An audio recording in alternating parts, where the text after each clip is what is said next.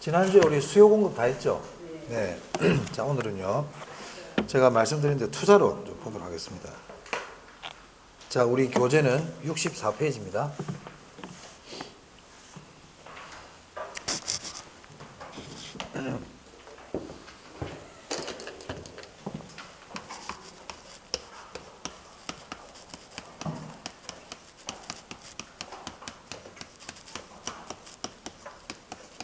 네, 투자론은요. 6문제 이상 출제됩니다. 그래서 보통 한 7, 8문제 나와요. 출제 비중이 높죠.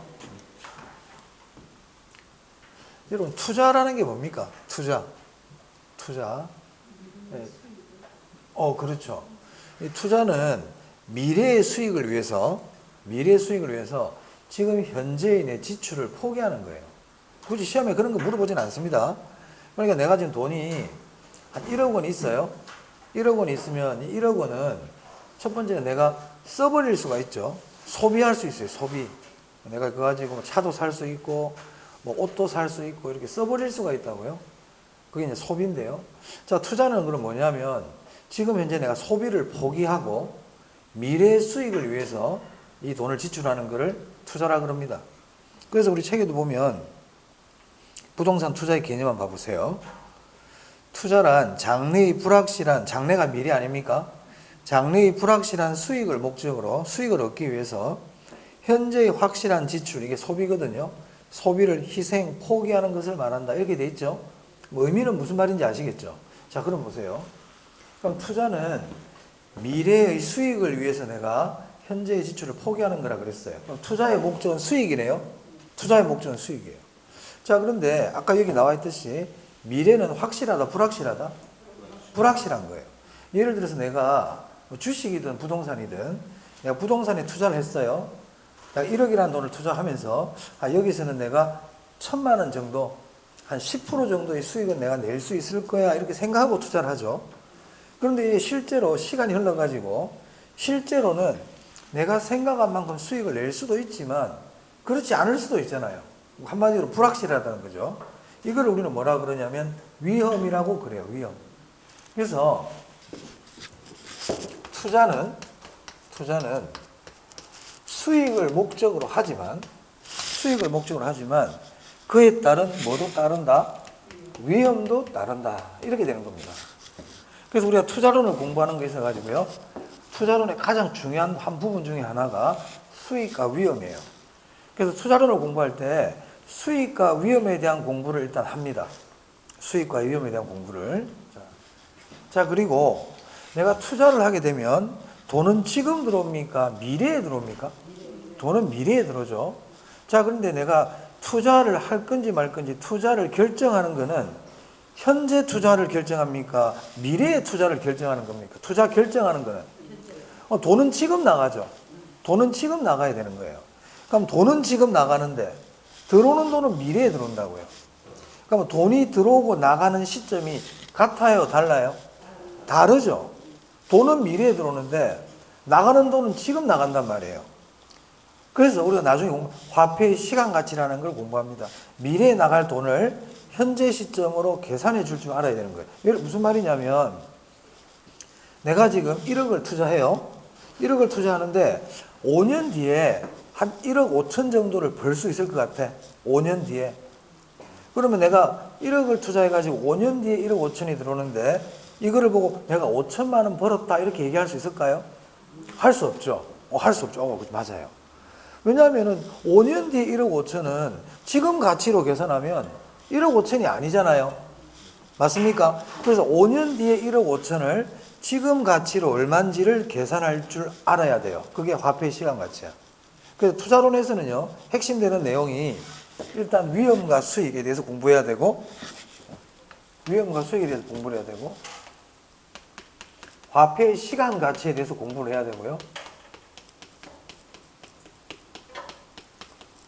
이런 거는 굳이 지금 필기 안 해도 됩니다. 나중에 다 할 거기 때문에. 자, 그리고 현금 흐름에 대해서도 아셔야 돼요. 현금 흐름. 그리고 투자 분석 기법. 이 네 가지가 이번 제가 11월, 12월 과정에서 할 예정입니다. 네, 요 네 가지. 자, 그러면, 자, 투자라는 게, 아까 제가 투자는 미래의 수익을 위해서 현재의 소비를 포기하는 거라 그랬죠. 네. 뭐, 그거는 참고로 들으시면 되고. 자, 지금부터 하는 얘기는 좀 이제 지금 귀담아 들으셔야 됩니다. 자, 여기 부동산이 있어요. 여기 부동산이 하나 있어. 그 내가 이 부동산을 샀어요. 샀다고요. 취득. 그리고 나는 이 부동산을 한 5년 정도 임대 사업을 하려고 그래요. 이 건물을 가지고. 이걸 우리는 운영이라고 그래요. 이 건물을 내가 운영하겠다는 거죠. 보유하겠다는 뜻이에요. 그리고 나서 5년 뒤에 이 건물을 내가 팔 거예요. 이게 이제 처분이죠. 지금 이 사람은 이 건물을 아직 안 샀어요. 자, 여러분, 우리가 투자론을 공부할 때 항상 머릿속에 넣어둬야 되는 거는 투자론은 내가 건물을 사고 난 다음에 일어나는 일을 얘기하는 게 아니에요. 그걸 공부하는 게 아닙니다. 투자론은 아직 건물을 샀다 안 샀다? 안 샀어요. 내가 이게 투자를 해볼까 하고 생각하고 있는 단계를 공부하는 거예요. 항상 그걸 염두에 둬요. 내가 이 건물을 사가지고 그 뒤에 일어나는 일들을 이렇게 정리하고 기록하는 게 투자가 아닙니다. 그걸 공부하는 게 아니야, 투자론은. 투자론은 내가 지금 이 건물에 투자를 할까 말까 고민하는 단계다. 실제로 이 건물을 사기 전 단계를 공부하는 게 투자론입니다. 아시겠죠? 그러니까 이게 내가 투자했을 때 수익이 날지 안 날지가 불확실하잖아요. 어찌됐든 건물을 사기 전 단계를 지금 공부하는 거예요. 그래서 나는 이 건물을 사가지고 이런 생각을 하고 있다 이 말이에요. 자, 이거를 우리가 투자라고 그래요. 자, 투자라는 거는요, 취득, 운영, 보유, 처분이라는 세 단계를 거칩니다. 투자는. 이때, 자, 내가 건물을 사가지고 운영, 보유, 임대 사업을 하면 현금이 들어옵니까? 돈이 들어오죠. 수익이 발생하잖아요. 이런 소득을 소득이득이라고 그래요. 소득이득. 여기서 소득이득은 운영 보유 단계에서 계속적으로 발생되는 수익을 얘기합니다. 그럼 이 소득이득은 한 번만 발생할까요? 여러 해 동안 계속해서 발생할까요? 그렇죠. 여러 해 동안 발생하죠.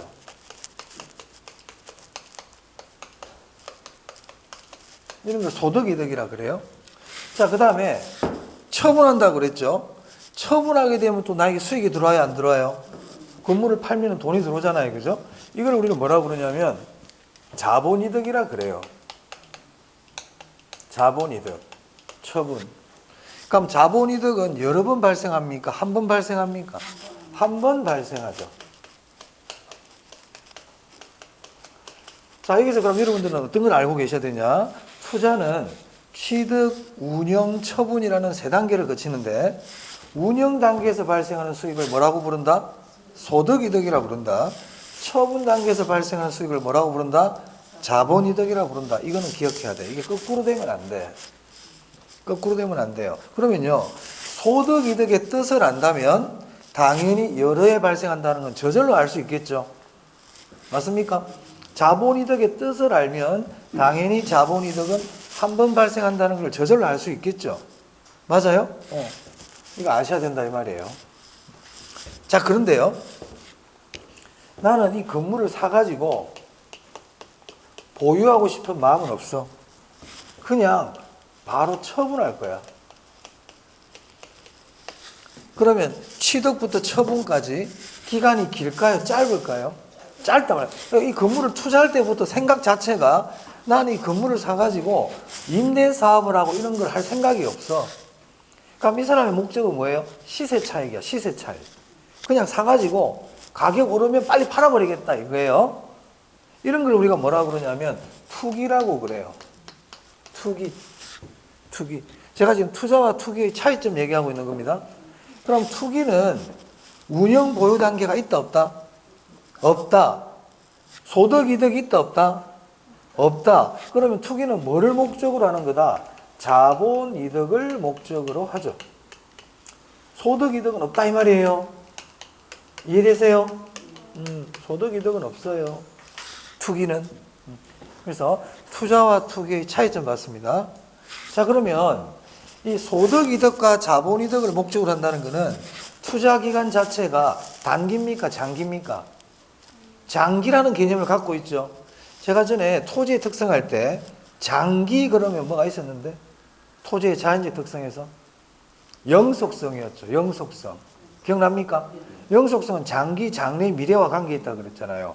자, 그럼 여기 소득이득과 자본이득을 얻을 수 있다는 얘기는 단기 투자입니까? 장기 투자입니까? 이게?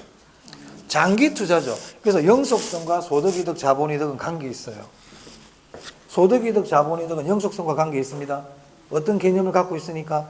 장기 투자라는 개념을 갖고 있기 때문에 그래요. 만약에 부동산이 영속성이라는 성격이 없으면 장기 투자라는 개념을 가질 수가 없고 소득이득, 자본이득을 내가 누려야 되겠다 이런 게 없어요. 빨리 사서 팔아버려야지 이 생각을 하게 되겠지. 맞아요? 그런 개념입니다. 그래서 소득이득과 자본이득은 영속성과 관계 있다. 영속성과. 이런 건 참고로 아시면 돼. 나중에 또 할 거니까. 자, 그리고 우리 교재를 보시면요. 64페이지 지렛대 효과라고 있는데요. 이 지렛대 효과는 나중에 제가 하겠습니다. 이거는 지금 하기에는 좀 시간적으로도 그렇고 크게 관계가 없으니까 나중에 하지만 중요해요.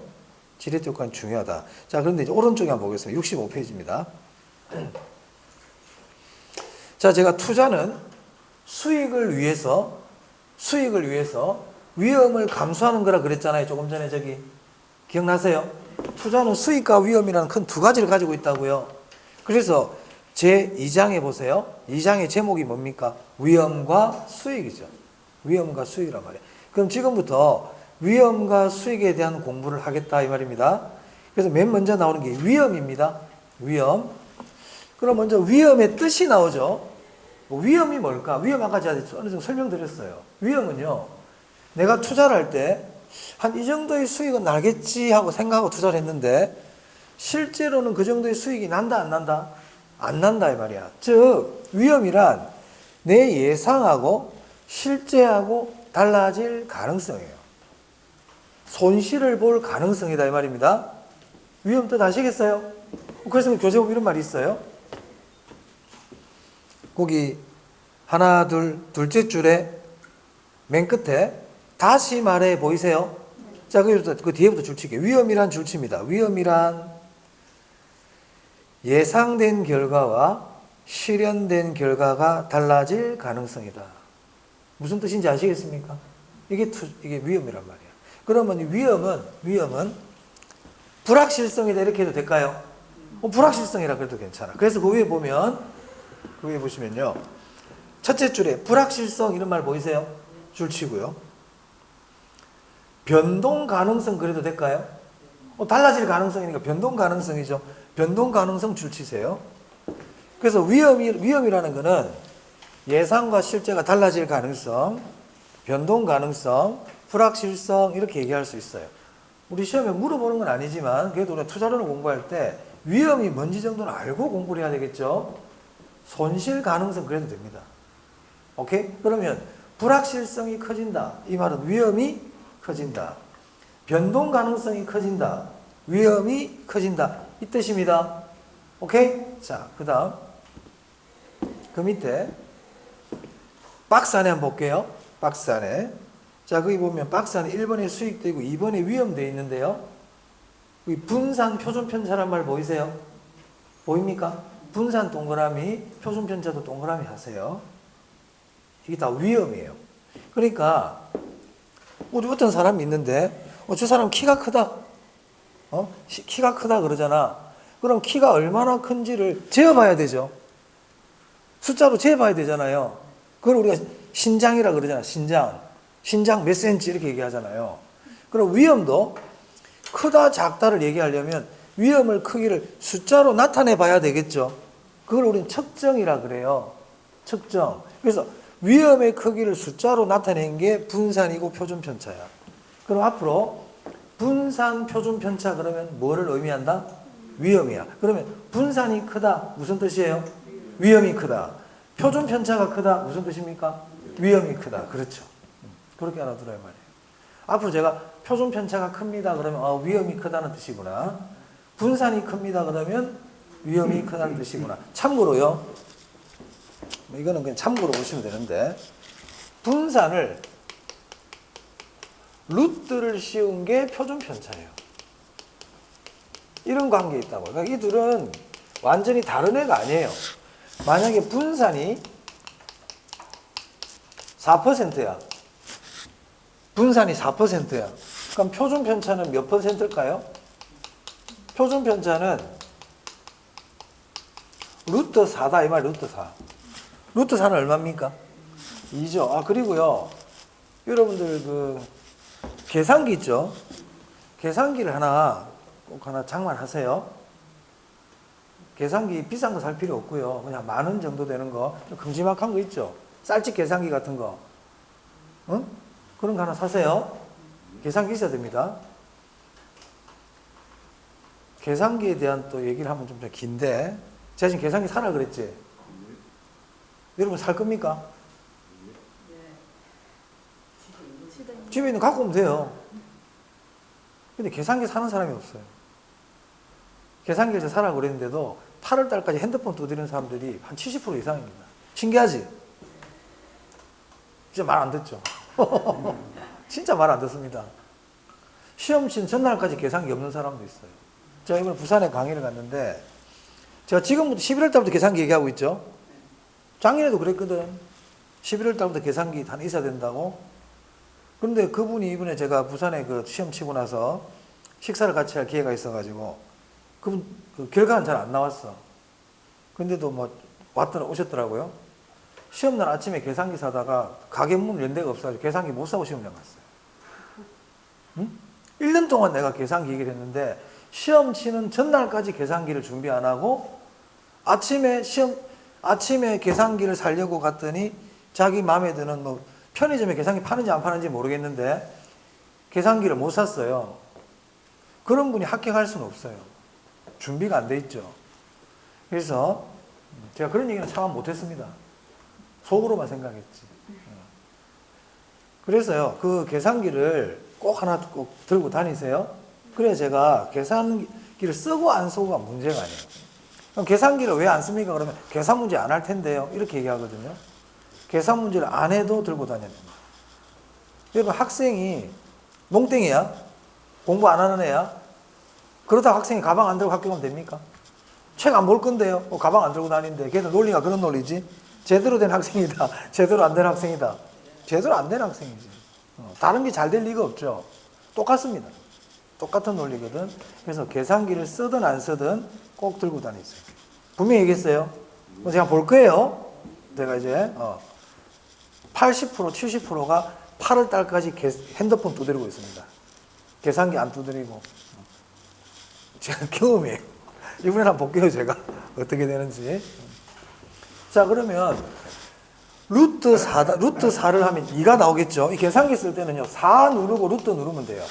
루트 4는 루트 누르고 4 누르는 거 아니란 말이야. 4를 누르고 루트를 눌러야 돼. 그러면 루트 4는 얼마입니까? 2죠? 그래서 표준 편차는 2%입니다. 그러니까 무슨 얘기 하냐고 그러냐면 분산을 루트 쓰인 게 표준 편차다. 그래서 분산과 표준 편차는 완전히 다른 개념이 아니다 이 말이에요. 그보다 더 중요한 거는 분산과 표준 편차는 뭐다? 위험이다. 이걸 잊어먹으면 안 돼. 위험이다. 자, 그 다음에. 자, 그 밑에 보세요. 총위험 그래가지고요. 위험은 크게 둘로 나눌 수 있어요. 우리 사람은 크게 어떻게 나눌 수 있습니까? 남자와 여자로 나눌 수 있죠. 그럼 또 남자 입장에서 얘기하면 또 남성 우울증이라고 얘기할라. 그럼 다르게 이렇게 할 수 있지. 남자와 비남자. 맞아요? 여자 입장에서 보면요. 여자와 비여자. 이렇게 얘기할 수 있겠지. 그 여자와 여자 아닌 사람. 그죠? 자, 근데 위험도 보면요. 체계적 위험과 비체계적 위험으로 나눌 수 있다고요. 남자와 비남자처럼 체계적 위험과 비체계적 위험으로 나눌 수 있다. 자, 위험은 크게 둘로 나누면 뭐와 뭐로 나눌 수 있다고요? 체계적 위험과 잊어먹으면 안 돼. 지금부터 차근차근 정리를 잘해야 돼. 제가 이 11월, 12월 달에는 어려운 얘기는 안 하려고 하거든요. 어려운 건 안 해요. 체계적 위험과 비체계적 위험으로 나눌 수 있습니다. 그러면 체계적 위험은 뭐냐 이 말이에요. 체계적 위험은요, 피할 수 없는 위험이에요. 거기에서 책에 보면 피할 수 없는 위험 돼 있나요? 줄 치세요. 체계적 위험은 피할 수 없는 위험이에요. 그럼 비체계적 위험은 뭘까요? 피할 수 있는 위험이에요. 중요해. 중요해. 이 뜻 중요해. 자, 그러면요, 조금만 더 생각해 볼게요. 체계적 위험은 피할 수 없다고 그랬어. 그러면 피할 수 없다는 얘기는 나한테만 적용이 될까요? 다른 사람한테도 다 적용이 되는 위험일까요? 다른 사람한테 다 적용이 되는 거야. 나한테만 적용되는 위험 같으면 내가 피할 수 있어. 그지? 근데 나한테만 적용되는 게 아니고 다른 사람한테도 다 적용이 되는 위험이에요. 내가 가지고 있는 건물에만 적용이 될까요? 다른 건물에도 다 적용이 될까요? 그런 거예요. 그게 피할 수 없는 거예요. 그래서 거기 보면 모든 부동산 이런 말 있나요? 모든 동그라미 하세요. 모든 부동산에 적용이 돼요. 옆에다 공통 이렇게 한번 적어볼까요? 공통된 위험이죠. 공통된 위험. 자, 그럼 어떤 게 있냐면 그 밑에 4번입니다. 줄칩니다. 인플레, 이자율 변화, 경기 변동 보이세요? 이걸 네임으로 어떻게 할 수 없죠? 맞아요? 그 밑에다 이렇게 적으세요. 시장 관련 위험. 시장 동그라미 딱. 체계적 위험은요, 시장에 의한 위험이에요. 여기서 시장은 그 뭐 울산시장 이런 시장 아닙니다. 시장 관련 위험이에요. 자, 정리하면 이래요. 체계적 위험은 피할 수 없다. 모든 부동산에 다 적용되는 위험이다. 시장 관련 위험이다. 이렇게 다 기억해 놓고요. 대표적인 게 인플레. 지금 우리 인플레가 심하죠? 어떻게 할 수 없어요. 피할 수 없다고요. 경기 변동 어떻게 할 수 없죠. 그런 게 체계적 위험이에요. 이해되셨죠? 자, 그럼 비체계적 위험은 뭐겠어요, 그러면요? 뜻이 뭘까요? 그래, 체계적 위험을 알면 비체계적 위험 당연히 알 수 있어요. 피할 수 있는 위험이죠. 그러니까 모든 부동산에 적용이 될까요? 아니에요. 내한테만 적용이 되고 각각에 따라 적용되는 위험이야. 그걸 우리는 개별이라고 그래. 그 개별이란 말 있나요? 개별 동그라미 해야 돼요. 체계적 위험 그러면 시장 그래야 되고요. 비체계적 위험 그러면 개별 그래야 돼요. 그럼 어떤 게 있을까요? 그 밑에 보면 파업. 그런 말 보이세요? 파업. 그리고 뭐 운영에 관한 위험이라든지 법적 문제 이런 것들은 피할 수 있어요. 조금 이렇게 제가 이거는 뭐 다르게 보면요. 체계적 위험은 원인이 밖에 있는 거예요. 체계적 위험 원인이 어디 있다? 밖에 있어요. 비체계적 위험은요, 원인 자체가 내 내부 문제예요. 내부 문제. 그럼 피할 수 있다고요. 우리가 살아가다 보면 위험에 처하죠. 여러 가지 문제가 발생합니다. 여러 가지 문제에 봉착하잖아요. 그러니까 우리가 배웠잖아, 지금. 투자론을 배웠으니까. 이건 투자론적인 뿐만 아니라 인생에서도 똑같아. 자, 내가 어떤 문제가 발생했어. 그럼 이 문제는 내가 해결할 수 있는 위험이 있고 해결할 수 없는 위험이 있어요. 그럼 해결할 수 없는 위험은 원인이 어디에 있을까요? 밖에 있는 거예요. 밖에. 남편이 속을 썩인다. 원인이 밖에 있죠. 해결 안 됩니다. 예를 들어서 여자친구가 애를 먹인다. 원인이 밖에 있죠. 해결 안 돼요. 못 바꾼다니까. 그러니까 원인 자체가 항상 어디 있는지를 보라고. 원인이 밖에 있잖아요. 그럼 그건 해결이 안 돼. 그런 거 힘 빼지 마라 이 말이야. 근데 보니까 원인이 내 내부에 있잖아. 그거는 내가 어떤 방법을 써서라도 빨리 해결할 방법을 찾아야 된다.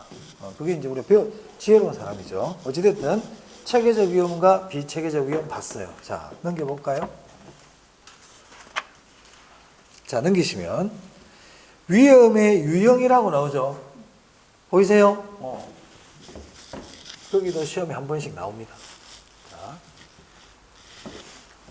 자, 조금 전에 체계적 위험과 비체계적 위험에 대해서 봤고, 지금 위험의 종류에 대해서 하는 거예요. 위험은 뭐가 있느냐 이 말이야. 크게 체계적 위험과 뭐가 있다? 비체계적 위험이 있다. 그리고 위험을 좀 세분을 해보면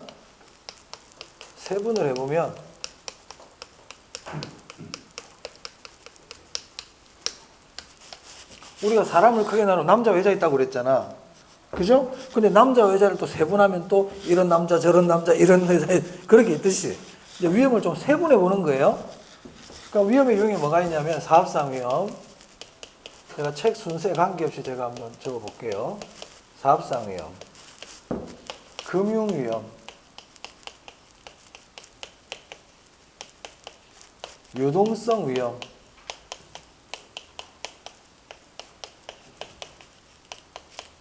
인플레 위험,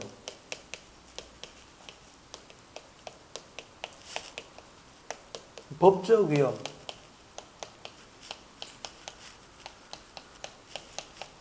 이 외에도 많은 위험들이 있을 수 있겠죠. 그죠? 그러니까 우리는 뭘 알아야 되느냐? 이 각각의 위험의 뜻을 알아야 돼요. 뜻을. 특히 다 알면 좋지만 이 중에서도 이해하고요. 이 세 개는 아셔야 돼요. 사업상 위험, 금융 위험, 유동성 위험은 뜻을 알아야 된다. 사업상 위험이 뭔지 한번 보겠습니다. 자, 설명드리고 책을 볼게요. 사업상 위험이란 걸 말 그대로 내가 부동산 투자 사업을 하고 있는데 그 부동산 투자 사업이 내 생각대로 안 되는 거예요. 위험이 아까 내 예상을 벗어나는 거라 그랬잖아. 그러니까 위험이라는 건 한마디로 쉽게 얘기하면 내 뜻대로 안 되는 거예요. 내 예상대로 안 되는 게 위험인 거예요. 그럼 사업상 위험은 내가 부동산 투자 사업을 하는데 내 생각대로 안 되는 거다 이 말이야. 더 쉽게 표현하면 돈이 안 된다는 겁니다. 내 사업에서 돈이 안 벌린다 이 말이야. 돈이 안 벌려. 그게 사업상 위험이야. 그럼 이걸 시험장에서 사업상 위험이란 돈이 안 벌리는 위험 그럴 수 없잖아요. 그죠? 그래서 이걸 이렇게 표현해요. 수익성 관련 위험이다 이렇게 얘기한단 말이야. 사업상 위험은 수익성 관련 위험이야. 돈이 안 된다는 거지. 그래서 우리 책에 보시면 사업상 위험에 부동산 사업 자체에서 연유하는 수익성에 관한 위험이란 말 보이세요? 수익성 동그라미 해야 돼. 그 말이 키포인트야. 사업상 위험의 키포인트는 수익성이야. 수익성. 오케이? 네. 자, 그럼 또 볼까요? 그럼 왜 돈이 안 될까? 왜 수익이 안 날까? 그 원인을 봤더니 경기가 안 좋아. 경기가 안 좋은 거야. 경기가. 이런 거를 시장 위험이라 그래요. 그게 무슨 말이냐면 사업상 위험 안에는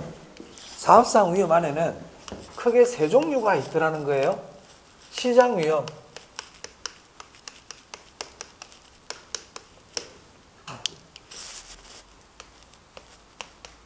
운영 위험,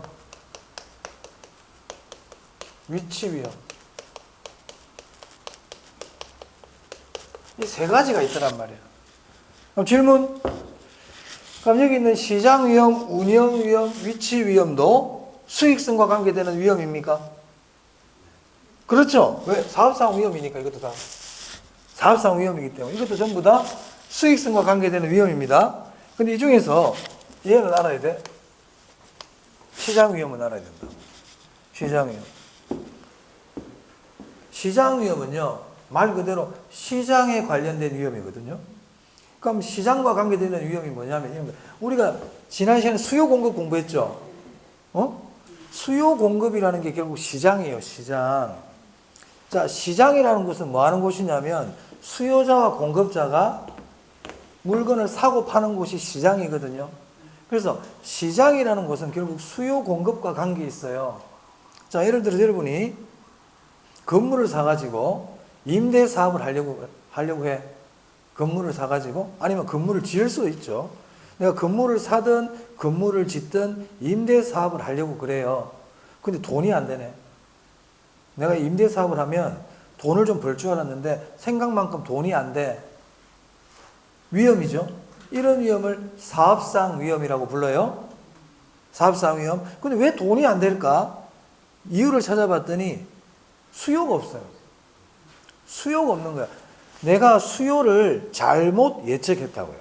내가 여기에다가 임대사업을 하면 사람들이 집을 구하러 많이 올 거야 이렇게 생각을 했는데 실제로 해보니까 사람들이 안 와. 수요를 잘못 예측했다고. 또 임대사업을 하면 내만 할 줄 알았는데 다른 사람들도 막 집을 짓기 시작하는 거야. 원룸을 내 혼자 할 줄 알았는데 다른 사람들도 막 원룸을 많이 지어. 그 동네 공급을 잘못 예측했죠. 그러면은 새가 잘 나갈까요? 안 나갈까요?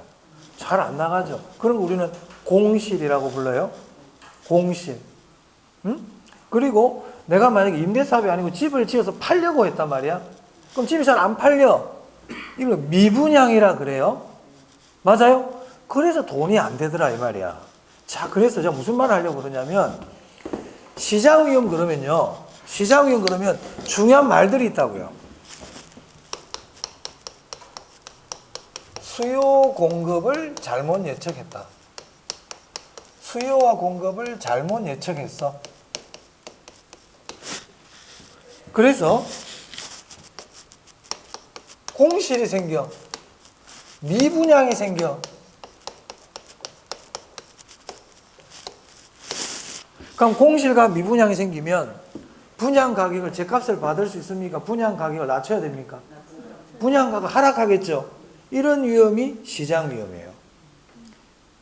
무슨 말 알겠어요? 그러니까 돈이 돼요, 안 돼요? 그러니까 수익성이 안 되지.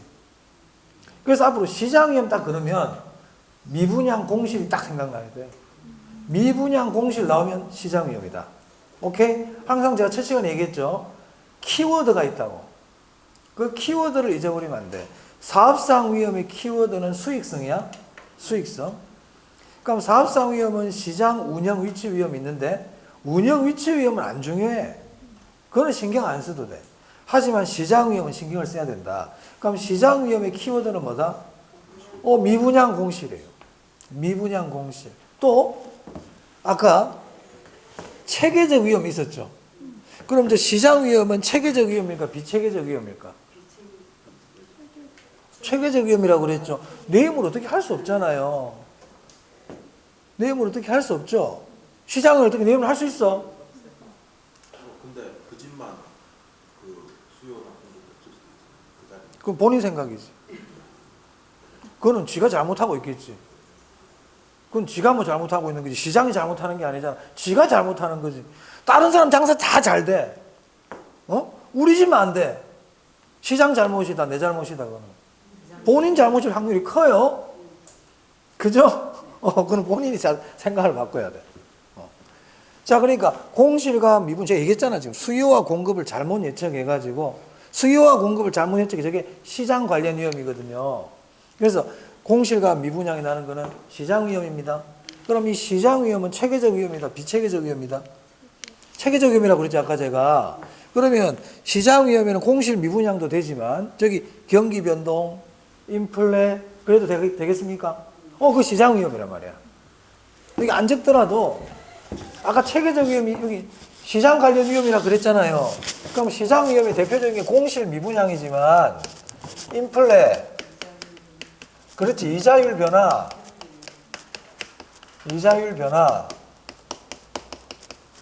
경기 변동 또는 경기 침체, 이것도 다 무슨 위험이다? 시장 위험이다 이 말이에요. 저 말들은 기억해야 돼요. 기억해야 돼요. 오케이? 네. 이거는 제가 안 합니다. 필요 없다. 자, 그 다음에 이제 금융위험입니다. 이 금융위험은 뜻을 꼭 알아야 돼요. 금융위험을 재무위험이라고도 그래. 그럼 금융위험이 뭡니까? 그러면 딱 한마디 이렇게 얘기하면 돼요. 채무불이행. 채무불이행. 채무불이행이 뭐예요? 빌린 돈? 못 갚을 위험이죠. 그게 금융위험입니다. 내가 은행에서 돈을 빌렸어. 집 산다고, 건물 산다고 돈을 빌렸단 말이야. 근데 그 빌린 돈을 못 갚을 수 있죠. 그걸 우리가 뭐라 부른다? 금융위험이라고 부른다고요. 뭐라 부른다? 그게 채무불이행이잖아. 채무불이행이라 위험이라 그러지 않고 그걸 무슨 위험이라 부른다고? 그렇지. 그러니까 채무불이행 나오면 금융위험이야. 채무불이행 그러면 금융위험이다. 잊어먹으면 안 돼. 그래서 그 책에 보세요. 금융위험 보세요. 채무불이행이란 말 보이세요? 오케이. 줄쳐야지. 그럼 질문. 부채를 사용 안 하면 금융위험 없겠네? 아니 생각해봐. 그죠? 금융위험은 채무불이행 위험인데 부채를 사용 안 하면 돈 빌린 돈이 없으면 채무불이행이란 말을 할 이유가 없잖아요. 맞아? 그럼 제 말이 맞는지 보세요. 부채를 사용하지 않으면 사업상 위험을 줄일 수 있다. 고민한다니까 이렇게 물어보면. X입니다. 부채를 사용하지 않으면 무슨 위험을 줄일 수 있다? 그렇지. 그렇게 대답해야 된다. 본인 생각대로 푸는 게 아니야. 다 줄일 수 같으면 내가 이 얘기를 왜 하노? 내가 할 이유가 없잖아. 채무불이행 이런 거 얘기할 필요가 없죠. 그러니까 사고의 방식을 바꾸래. 우리가 문제를 풀 때는 내 사고를 문제 푸는 방식에 맞는 사고를 갖춰야지 내 생각대로 푸는 게 아니에요. 빨간불이면 건너면 됩니까? 안 되지. 어른들은 뭐라는 줄 눈치 보고 건넙니다. 이렇게 대답한단 말이에요. 초등학생들은요. 절대 건너면 안 돼요. 이렇게 얘기하죠. 그게 맞는 말이잖아. 근데 우리 어른들은 다 이 생활에 이제 벌써 머리가 순수한 게 잊어버린 거야.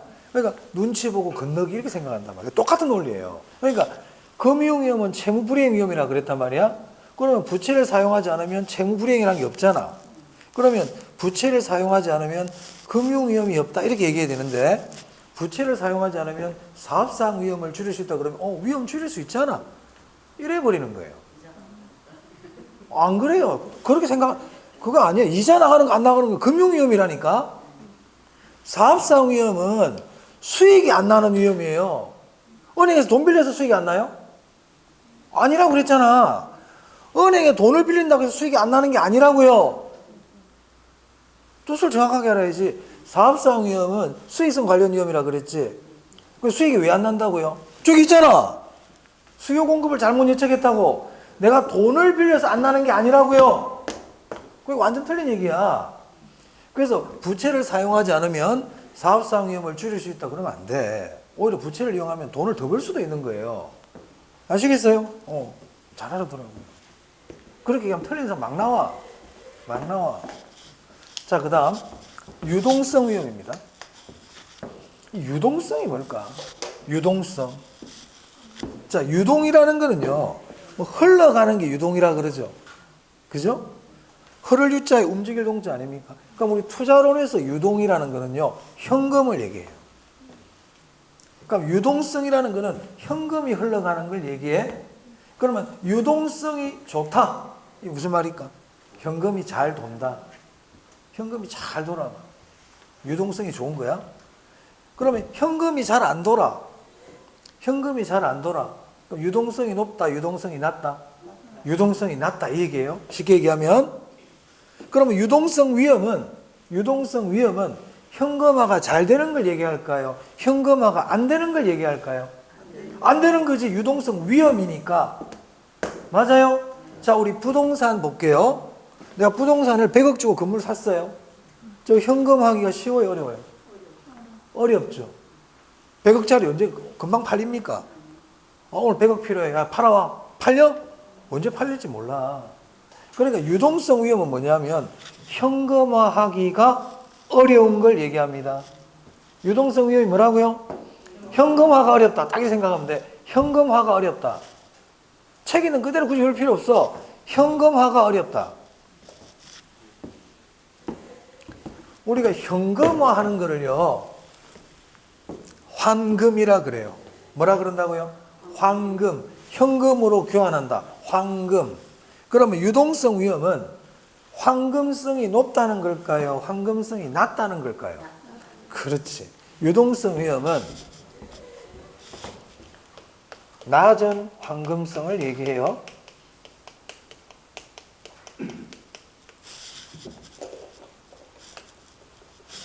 낮은 황금성이에요. 그럼 이 뜻이 뭐라고요? 현금화하기가 쉽다, 현금화가 어렵다. 어렵다.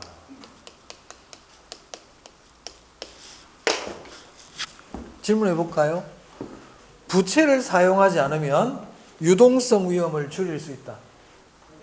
그렇지. 금융 위험을 줄일 수 있다요. 절대 쏘가 넘어가면 안 돼. 넘어가면 안 돼. 부채를 사용하지 않으면 금융 위험을 줄일 수 있는 거지 다른 위험을 줄일 수 있다 그러면 안 됩니다. 그러면 안 됩니다. 자, 그래서 우리 부동산은 현금화하기가 어려워요. 돈이 필요해. 그럼 어떻게? 금매로 싸게 내놓잖아요. 이 건물이 100억짜리인데 내가 지금 당장 돈이 필요한 거야. 그런데 이걸 현금화 시키려니까 시간이 많이 걸리고 현금화가 안 돼. 그래서 그냥 어쩔 수 없이 80억에 내놨어. 20억 손해봤죠? 이런 게 유동성 위험이란 말이에요. 현금화가 어렵다 보니까 내가 얻게 되는 손실. 이걸 뭐라고 부른다? 유동성 위험이라고 그런단 말이에요. 그럼 우리가 시험 문제를 풀 때는 그걸 다 알 필요 없고 현금화가 어렵다. 현금화하는 과정에서 손해를 본다. 이런 말이 나오면 무슨 위험이다? 유동성 위험이다. 그 책에 보시면 그 유동성 위험 보세요. 낮은 황금성이란 말 보이세요? 그게 줄을 쳐놔야 되겠지. 현금화하기가 쉽다, 어렵다? 어렵다. 인플레 위험하고 법적 위험은 제가 안 하겠습니다. 이건 통과. 다음에. 오늘은 사업상 위험, 금융 위험, 유동성 위험. 사업상 위험 안에 무슨 위험이 있어요? 시장 위험이 들어있습니다. 이거 꼭 압시다. 아셔야 돼요. 자, 됐고요. 위험에 대해서 봤어요. 자, 그러면요. 그럼 이런 위험을 우리가 그대로 두면 안 되겠죠. 위험을 좀 줄이든지, 위험을 좀 피하든지, 위험을 처리하든지, 관리하든지 해야 안 되겠습니까? 오케이? 근데 체계적 위험은 피할 수 있다, 없다? 체계적 위험 못 피해요. 항상 체계적 위험 못 피해. 비체계적 위험을 지금도 관리하는 거야. 자, 그럼 우리 어디를 보냐면,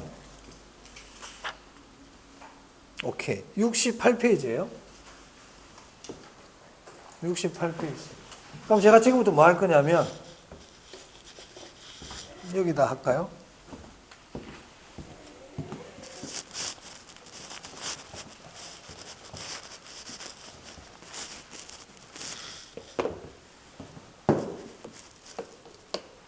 위험의 처리 방법이에요. 위험의 처리 방법. 위험의 처리 방법은 여러 개가 있는데 그 중에서 첫 번째, 위험의 회피가 있고요. 회피를 제외라고도 그래. 보수적 예측이 있고요.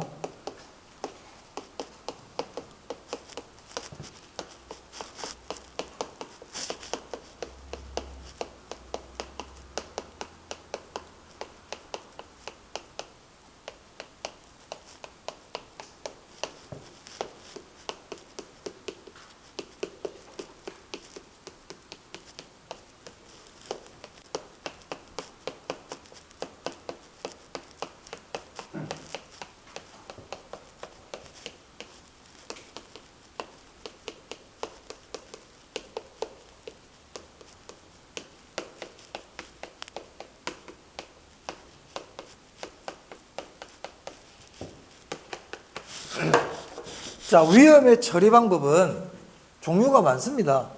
이거 외에도 더 있을 수가 있어요. 하지만 기본적으로 이 정도 아시면 돼요. 자, 여기서 우리가 뭘 공부해야 될까요? 항상 뜻은 꼭 알아야 돼. 위험의 회피가 뭐고, 보수적 예측이 뭐고, 위험 조정, 할인율 조정이 뭐고, 뜻을 아는 게 항상 중요합니다. 뜻을 아는 게. 여기는 조금 제가 설명하려는 게 시간이 좀 걸리겠네요. 좀 쉬었다 할까요? 좀 쉬었다 하겠습니다. 이거 지우지 마세요.